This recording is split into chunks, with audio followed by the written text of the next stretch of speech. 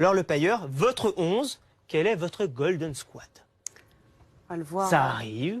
Voilà, avec les 11 joueurs, on l'a vu, c'est un 4-4-2 qui a été mis en place. Oui, par rapport aux prestations des joueurs. Pour le gardien, forcément, on se base sur le nombre d'arrêts décisifs.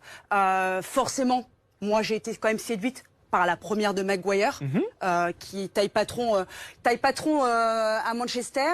Dunk parce que décisif aussi, gagnait beaucoup de duels.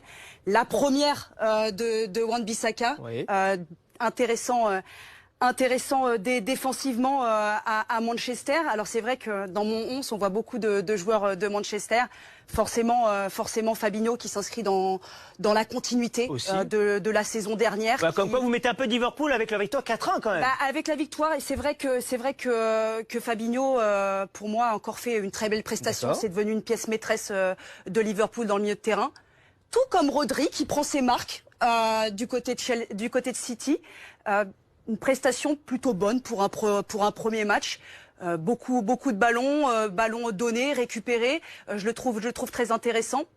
On n'oubliera pas Peters qui a fait 2 passes décisives dans ce truc. Je vois Sterling avec une étoile jaune. Bah forcément, c'est le joueur de cette première journée avec ce triplé.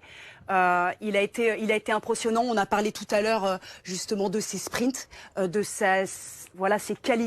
ses qualités sur le front de l'attaque, son sang-froid, sa débauche d'énergie, et je le trouve déjà très en forme pour une première journée. Sterling, et puis votre double paire, j'y arrive, Martial Rashford. Alors j'ai un petit peu hésité, mais je trouvais que les deux étaient indissociables sur cette journée.